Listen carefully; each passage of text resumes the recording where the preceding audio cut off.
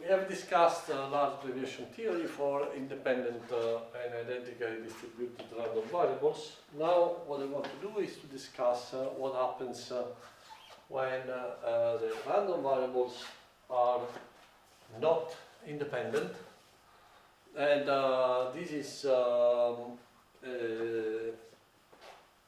subject, the case that is dealt with by the Gartner and this theorem. So in order to show this, to introduce this result, let me take a specific example. Okay? Let us consider again a sample of n random variables, and let us assume that these are independent and identically distributed. We know that these are independent and identically distributed, but we don't know whether they are drawn from a probability P or from a probability Q. Okay? So, for example, we can imagine a situation where with probability A, these are all drawn from probability P, and with probability 1 minus A, these are all drawn from probability Q. Okay? So then essentially we can look at again the problem large deviation. We want to find what is the probability of the event that my sample has a sample mean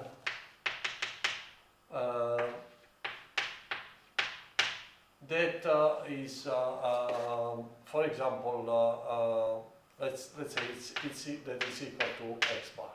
Okay. Now, okay, so now, and essentially what we want to compute is the large deviation function, which is minus the limit as n goes to infinity of 1 over n times the logarithm of the probability of this event an of x. Okay? Now, very good. So, now this can be done directly because well, I know that the probability of the event an of x with probability A is the probability of the event an of x bar, given that my random variables are drawn with probability P, plus 1 minus A, the probability of the same event if the true distribution is Q. Okay? Now I can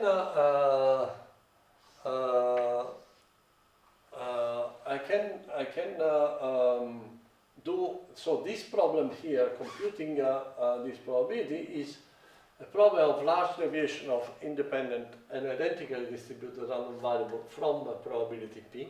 So I can solve it as we did in previous lecture. And let's say that the solution of this gives me a rate function that I will call IP of x. And the solution of this instead will give me a rate function which I call IQ of x. Okay?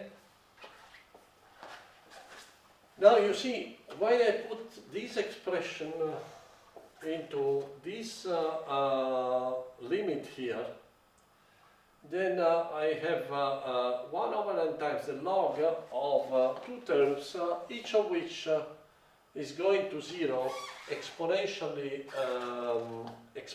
fast. Okay, so the solution of this limit will be dominated by those of these two terms that goes to zero slower. Okay, so the solution of this will be given by the minimum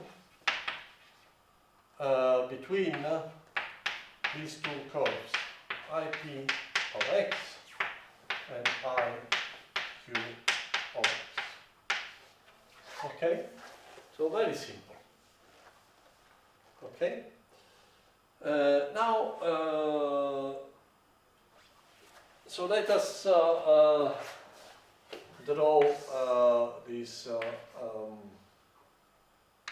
situation.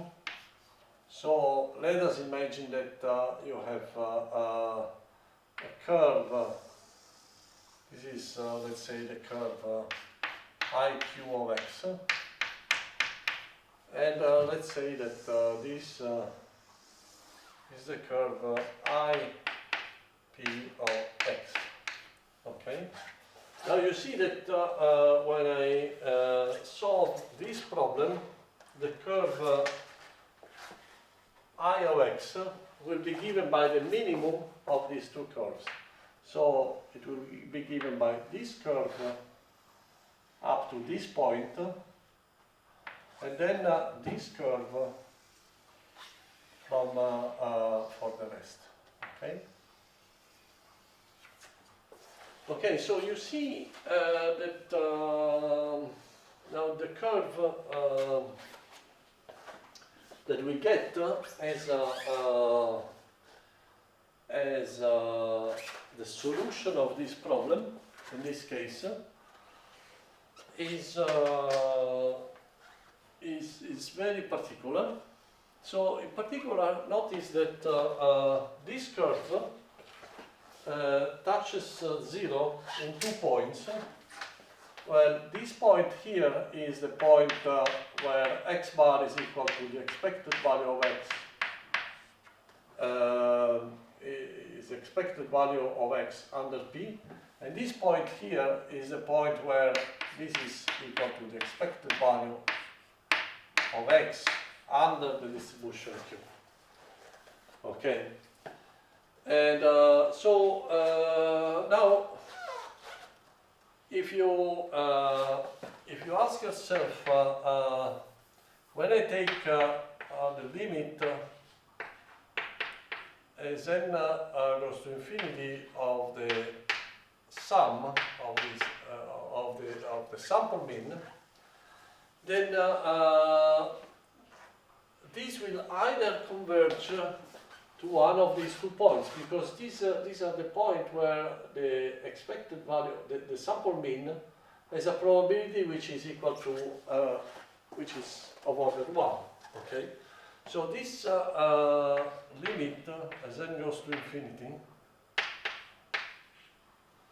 will either converge to the expected value under P of x, or to the expected value under Q of x. But both of these are different from the expected value of x, which is A times the expected value under P of x, plus 1 minus A times the expected value under Q of x. Okay? Because this point with A, which is between 0 and 1, this point will be somewhere here. And clearly, the probability to observe a sample mean which is of order, which is a value equal to the expected value, will be exponentially small in n. Okay, so typically, I will never observe that the sample mean converges to the expected value. So the law of large numbers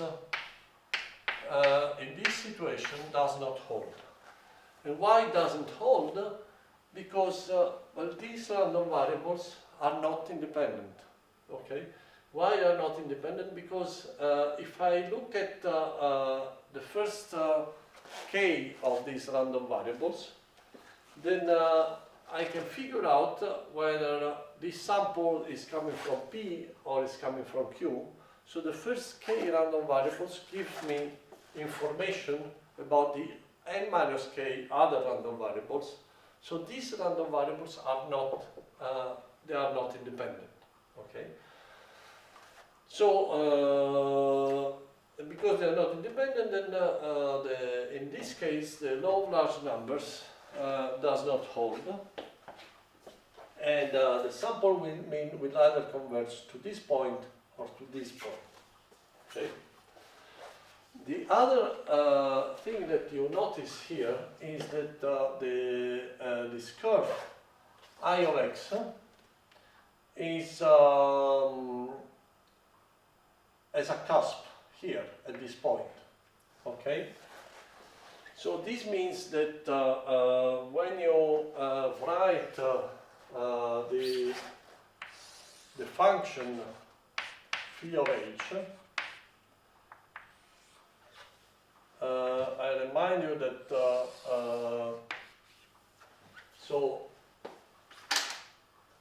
if you want to compute the function phi of h, then essentially what you have to do is to compute you can compute the two functions, say the phi of q, okay, and this will be a function that they all go to 0, okay, and as a function of h. I remind you that say h is the slope of this curve here. So for positive values of h, you are on this side. Then this is the point where h is equal to 0 because the slope is 0, and it corresponds to this point. And then the slope will be negative.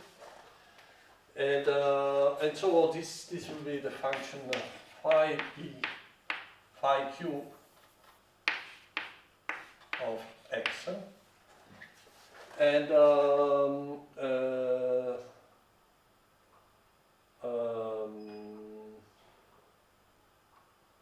and likewise, you can write this function here, and you will have another curve that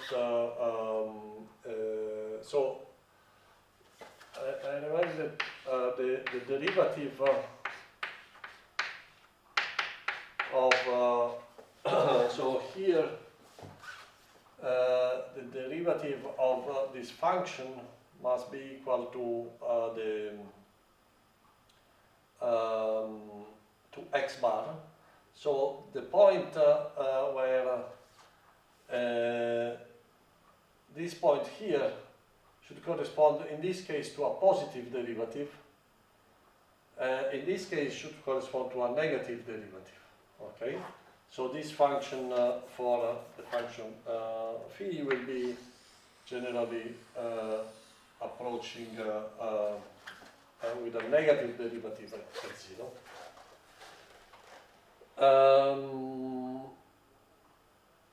But then,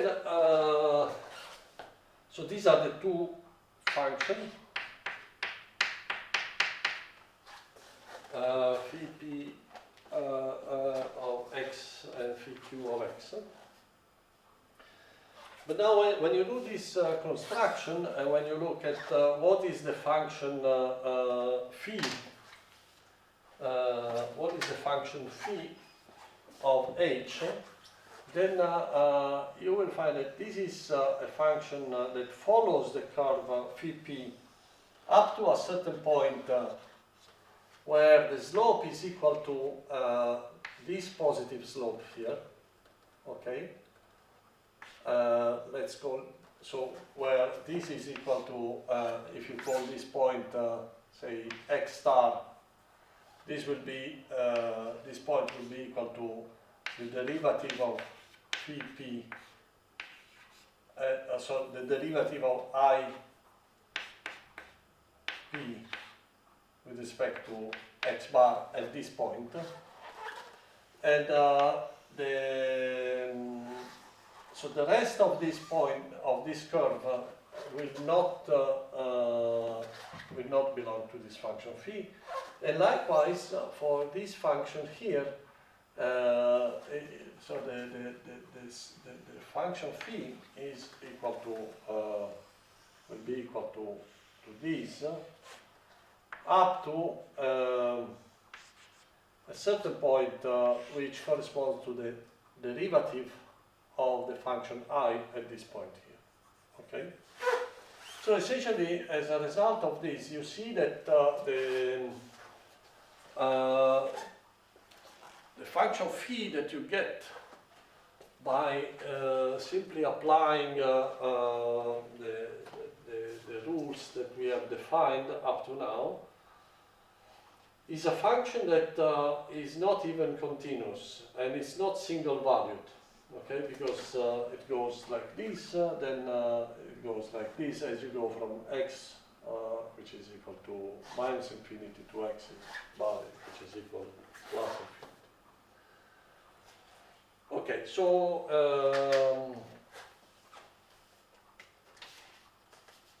now let us consider a slightly different problem. Which is the following. So imagine that the same situation, a very similar situation, where now instead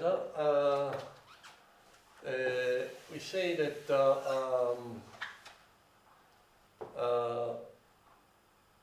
we have again a sequence x1 and xn, but a fraction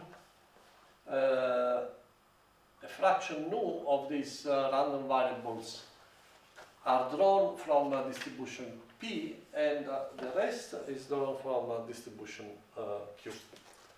Okay, but we don't know this fraction.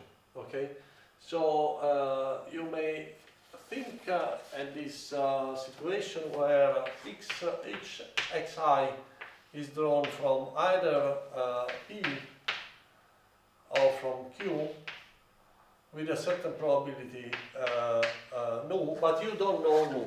But nu is not known. Okay? There is a finite fraction of this random variable that is drawn from P, and the rest is drawn from Q. Okay, so then can we imagine that we know nu?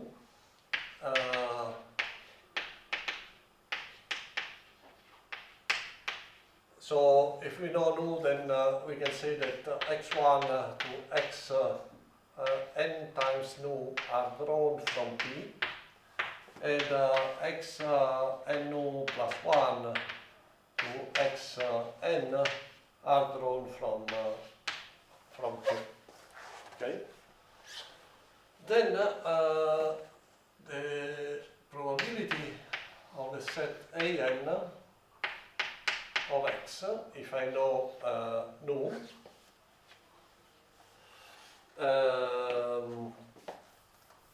let me write it in this way,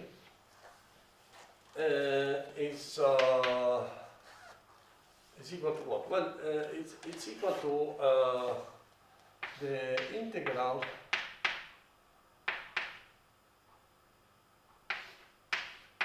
let me write it in this way,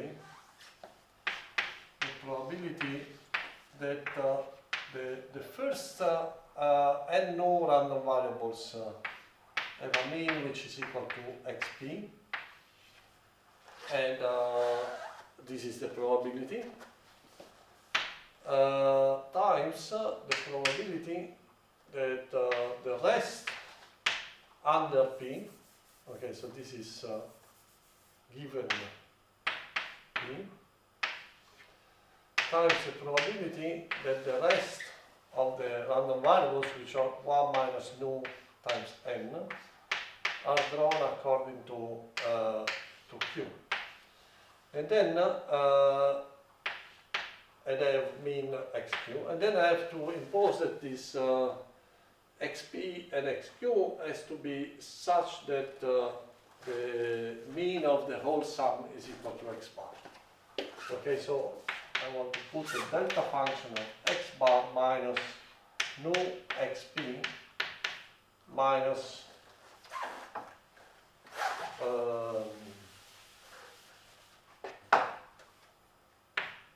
1 minus nu times x. Okay, so this delta function imposes that the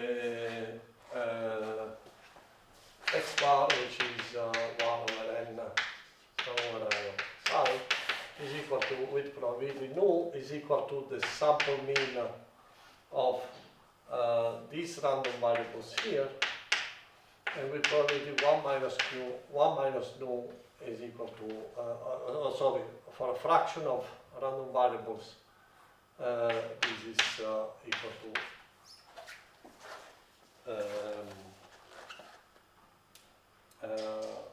xq. Okay, so you can check that this is. Okay, so now how do I do this integral? Well, this is the integral in the xp. Well, this is again given by the asymptotical is given by e to the minus n nu times the ip of x bar p, and then I have this one is given by minus n 1 minus nu times iq of xq, and then here xq should be equal to what is given by this equation, which is x bar minus nu xp divided by 1 minus nu. Okay, and then one should look at what is the value of xp that satisfies this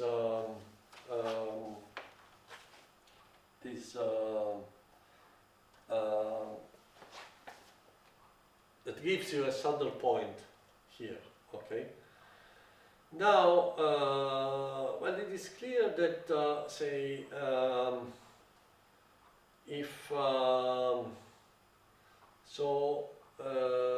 the best thing I can do is to take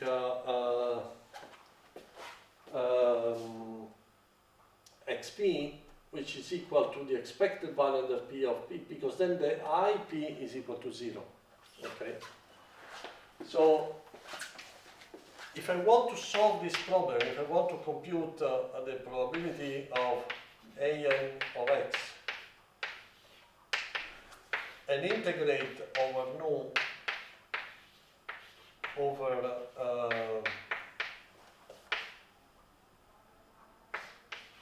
with some probability p of nu, some distribution for p of nu. So this is when I don't know p of nu. Then it is clear that for any nu which is between 0 and 1, then this I can solve.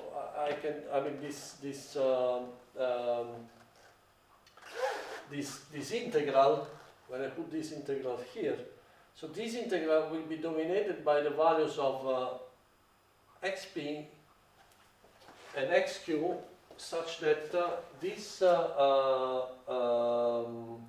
the two functions ip and iq are equal to 0. Okay, so it will be dominated by the value of xp, which is this one, and by the value of xq, which is this one. So, and the result of this will be that this probability will be so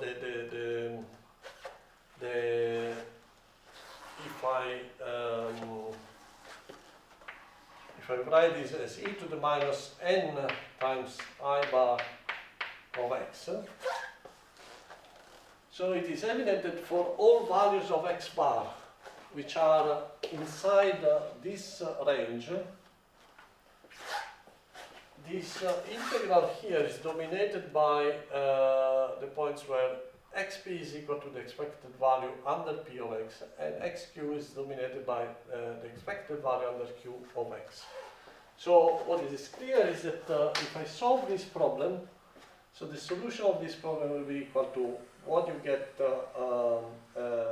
with the other problem, but in this interval it will be equal to essentially 0, and then it will be equal to this. Okay, so you find that although this problem seems similar to the problem that we had before, the solution is very different. It's different in this region, because in this region this large deviation function is equal to 0 for all x that are in the interval EP of x, EQ of x. Okay, no, the consequence of this is that this function I of x that you define in this way, which is equal to IP up to this point, is equal to 0 from this point to this, is equal to IQ in this point, is a convex function. And the Legendre transform, I can do the Legendre transform of this complex function and look at what is the function that I will get is a function of phi. It's a function of phi. I will get the function which follows this curve up to this point, which is equal to the phi of p. But then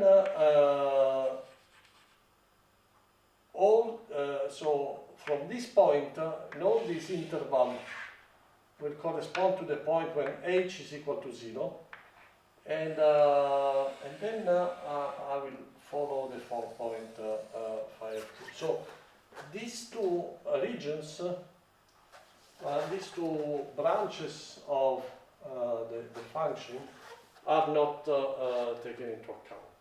Okay, so indeed, what you can show is that in this situation here, if you compute the function phi bar of h, which is the limit as n goes to infinity of 1 over n times the log of the expected value of e to the h times x1 plus x2 plus xn. If you compute this limit here, you get exactly this violet curve that I've drawn here. Because when you compute this integral, you are so this integral will be an integral that is dominated by the saddle point. Okay, and so the solution of this will be that the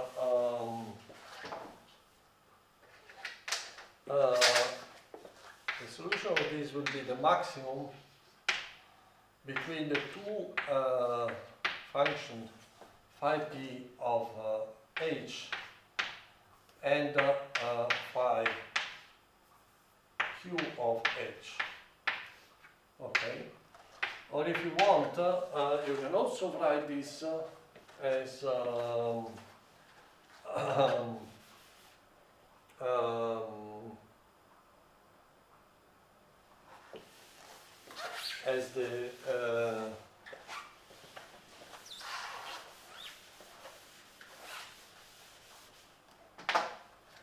as the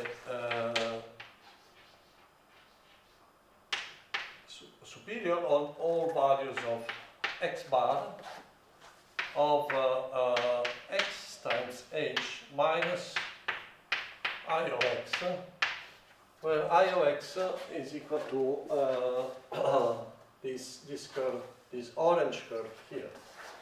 Okay, and what you will see is that in this when you take the superior, in this region where you have two possible solutions, you are going to take the upper solution, the largest solution, and not the lower one.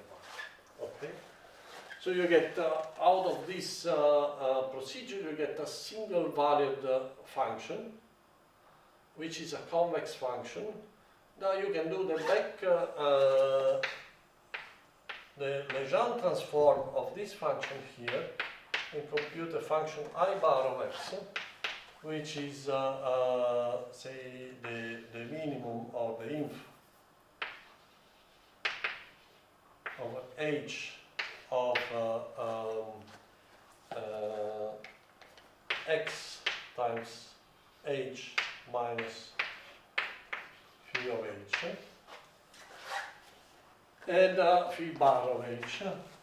And what do you get when you do this this construction here? Well, you will get exactly this curve here when the slope is negative, when you are on this side. When you approach the point h is equal to 0, between this slope here of phi of h, which corresponds to this point x bar, and this point here that corresponds to this other slope, you will get that I bar will be equal to 0 because h is equal to 0 and phi bar of h is equal to 0. So you will get exactly this curve here and then this other curve here. So, and this is essentially the content of the Gardner-Ellis theorem. The Gardner-Ellis theorem tells you that if this limit exists, then